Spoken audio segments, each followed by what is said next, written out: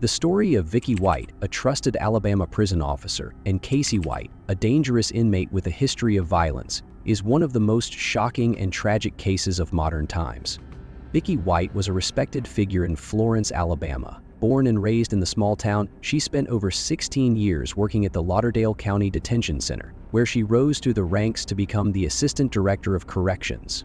Known for her reliability and professionalism, she was regarded as the backbone of the facility. Her colleagues often described her as kind-hearted and hard-working. Vicky rarely took time off, and her dedication to her job was unquestioned. Yet, beneath this veneer of professionalism, she harbored a secret that would later shock her community to its core. In the months leading up to the fateful prison break, Vicky made several decisions that, in hindsight, appeared unusual. She sold her home for far less than its market value, withdrew substantial sums from her bank accounts, and began discussing early retirement. At the time, these actions raised no red flags, as Vicky was known to be methodical in planning her future. Casey White was a stark contrast to Vicky.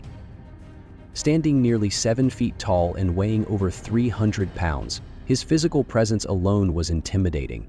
His criminal history was extensive, with charges ranging from burglary and robbery to attempted murder.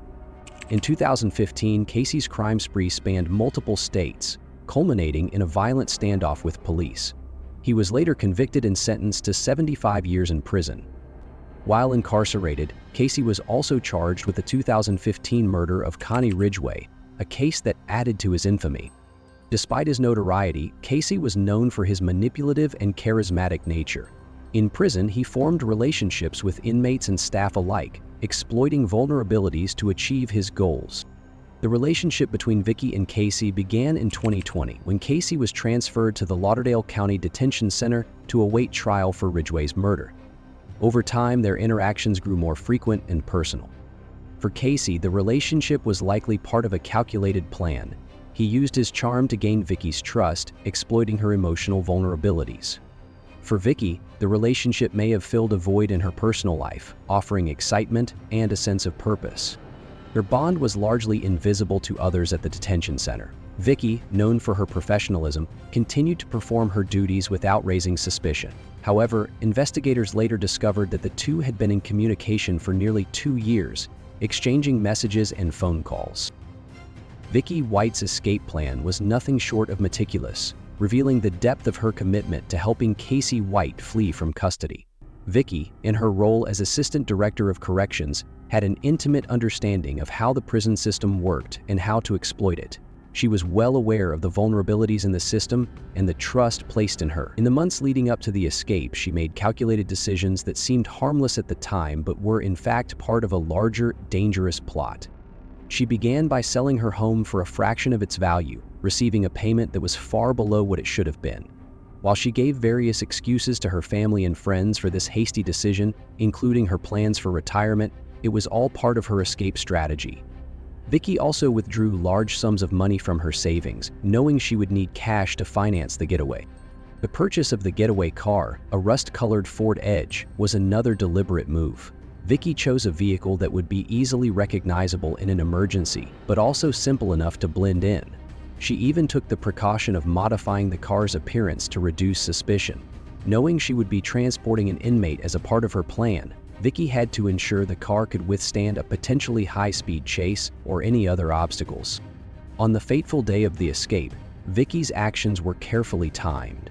On April 29, 2022, she told her colleagues at the Lauderdale County Detention Center that she was taking Casey White for a mental health evaluation at the courthouse. This was the perfect ruse, as Vicky was known for her routine trips and seemingly innocent duties. But once she and Casey were outside the prison walls, she sprang into action, driving directly to the parking lot where the Ford Edge waited. The precision of this operation was chilling. Vicky had already arranged for the patrol car to be abandoned, and there was no sign of a struggle or any indication that something had gone wrong. The two swiftly entered the Ford Edge, with Casey White apparently calm and prepared, as though he had been briefed on every detail of the plan. It was clear that Vicky had been planning this escape for months, perhaps even years, including her closest colleagues. Did you get the sense they were actually doing this together? He was not forcing her in any way? Right, no, he was not forcing her. It was a mutual relationship. Things only get more intense and baffling from this point onward. Just when it seemed like progress was being made, law enforcement realized they were essentially back to square one. Determined to retrace their steps, officers returned to the shopping mall where Vicky White's abandoned patrol car had been discovered. They decided to comb through surveillance footage from the days leading up to the escape in hopes of uncovering new leads. What they found was startling. Footage showed Vicky parking a car in a nearby lot just days before the breakout. But it wasn't her usual vehicle. It was a 2007 Ford Edge she had purchased only a few days earlier. Police quickly deduced that this had to be the couple's intended getaway vehicle. However, when officers rushed back to the parking lot to inspect the Ford Edge, they made an unsettling discovery. The car was still there. It became clear that Vicky had left a decoy to mislead investigators, effectively derailing their trail and granting her and Casey a crucial 5-day head start. Realizing the fugitives must have switched vehicles after abandoning the Ford Edge, police widened their search. It wasn't long before they received a breakthrough. A nearby homeowner reported that he had sold his Ford F-150 pickup truck to a man fitting Casey White's description. He was 10 years younger than Casey, but his face was well known to the young woman who disappeared from camp, 6'9", tall, and an unmistakable match to the photos shown to him. The timing of the sale aligned perfectly with the day Vicky and Casey disappeared. Armed with this information, police launched a search for the F-150, hoping to bring the manhunt to a swift end.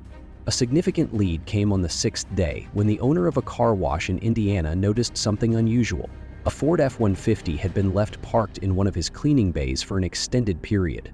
The situation didn't sit right with him. The truck was in excellent condition, far too valuable to have been abandoned without reason. Suspicious, the car wash owner reviewed his surveillance footage.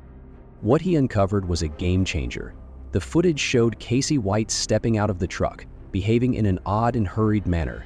Moments later, another vehicle appeared, driven by none other than Vicky. Casey entered the new car, leaving the F-150 behind, and the two drove off together. Convinced they were up to no good, the car wash owner promptly contacted 911. There's a truck been sitting in my bay since yesterday at 3 o'clock. I looked at my cameras and the guy's kind of suspicious. It's a Ford F-150 four-door truck. It's blue in color. It's got Tennessee license plates on it. And I've got him on camera. The following day, law enforcement arrived at the car wash to investigate the abandoned truck. This is a returns to a Dodge? Yep. Yeah, that's fine.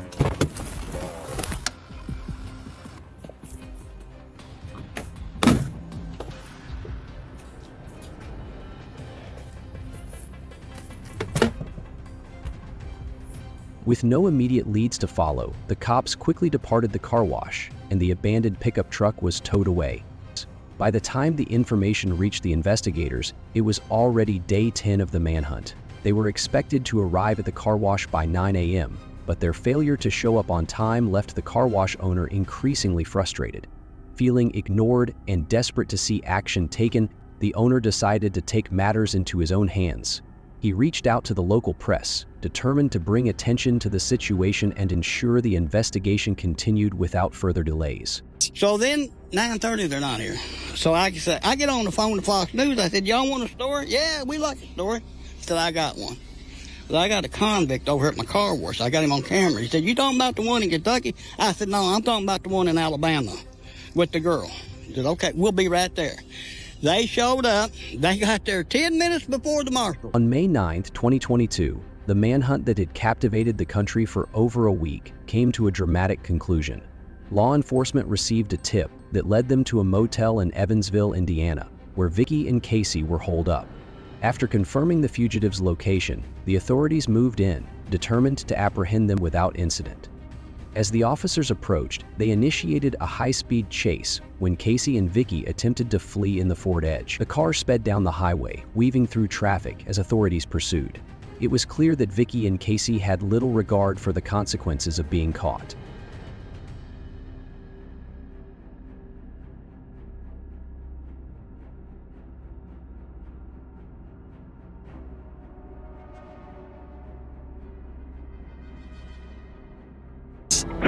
God.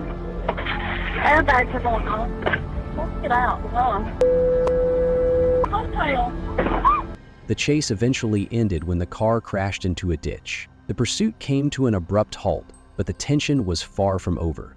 Authorities were acutely aware that the pair was armed and potentially dangerous. Crash out. Any crash out?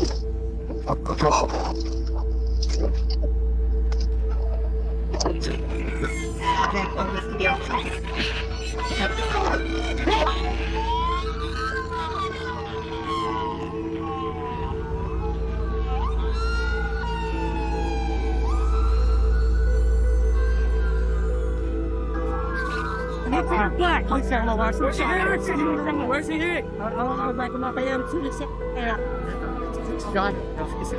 Please check him out. It's my wife, guys. Check him out. It's my wife. That's a best woman in the world right there. Please, that's the best woman in the world.